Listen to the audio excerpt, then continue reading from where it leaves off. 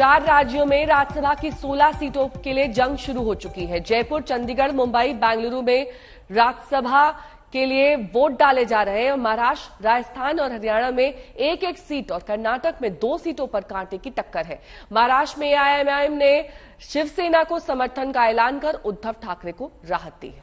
हम आपको बता दें कि राजस्थान में भी एक सीट पर कांटे की टक्कर है। निर्दलीय उम्मीदवार सुभाष चंद्रा ने अशोक गहलोत की धड़कनें बढ़ा दी हैं।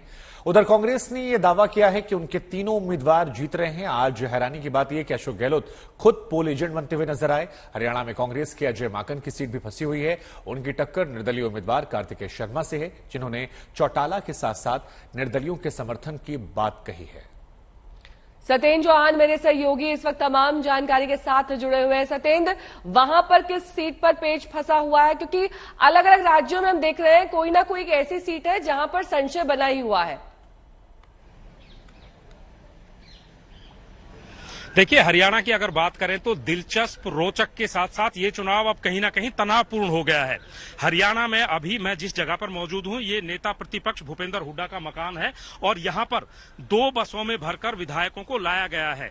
31 विधायक कांग्रेस के पास हैं, 30 विधायकों की जरूरत है। कुलदीप बिश्नोई मत डाल चुके हैं, जिस पर अभी सस्पेंस बना हुआ है, लेकिन 30 विधायक भूपेंद्र हुड्डा के आवास पर पहुंचे हैं। इसके साथ साथ छत्तीसगढ़ के मुख्यमंत्री भूपेंद्र बघेल भी यहां पर मौजूद हैं।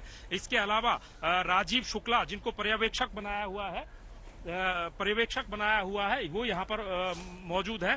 भूपेश बघेल, क्योंकि छत्तीसगढ़ के रायपुर के रिजॉर्ट में तमाम विधायकों को ठहराया गया था, तो वो अगुवाई करके तमाम विधायकों को यहां पर लाए हैं। भूपेंद्र हुड्डा का ये आवास है। और दूसरी तरफ अगर तस्वीर की बात करें तो बीजेपी के विधायकों को, यानी कि सत्ता पक्ष के विधायकों को भी रिजॉर्ट से विधानसभा पहुंचते हुए तस्वीरें हमने दिखाई हैं। लेकिन कांग्रेस के विधायक एकजुट होकर भूपेंद्र हुड्डा के आवास पर पहुंचे हुए हैं।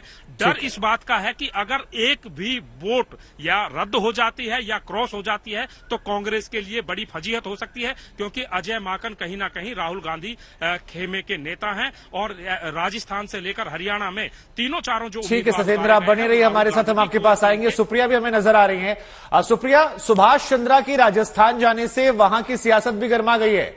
हमने देखा कि पहला मौका यह है कि सीएम अशोक गहलोत खुद पोल एजेंट बनकर नजर आए, सबसे पहले वोट डाला, निर्दलियों को डलवाया। जरा बताइए कितना दिलचस्प है वहां का राज्यसभा चुनाव की वोटिंग?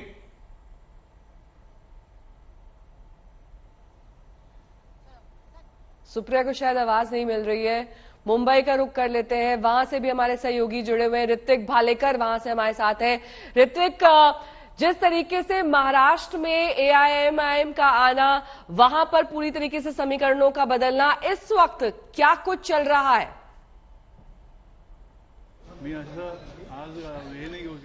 जी बिल्कुल, कल देर रात तक बैठकों का दौर शुरू रहा, जिसमें एमआईएम के जो सांसद है इम्तियाज जलील, उन्होंने पहले तो एनसीपी के जो नेता है, डिप्टी सीएम है महाराष्ट्र के अजीत पवार, उनसे मुलाकात की।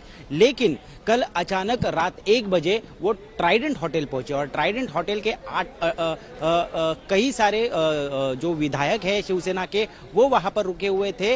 उन्होंने वहां पर शिवसेना के बड़े नेताओं के साथ रात भर बैठक की। ये बैठक 1 घंटे तक चली और बताया ये भी जा रहा है कि कुछ मांगे उन्होंने शिवसेना से मंगवाई है, क्योंकि सीएम शिवसेना के है। वहां पर जब उन्हें बताया गया कि ये मांगे जो है इस चुनाव के बाद तुरंत पूरी की जाएगी, उसी के बाद सुबह 5 बजे इम्तियाज जलील ने ट्वीट कर ये जानकारी दी कि हम शिवसेना के साथ है, हम एमवीएस सरकार के साथ है।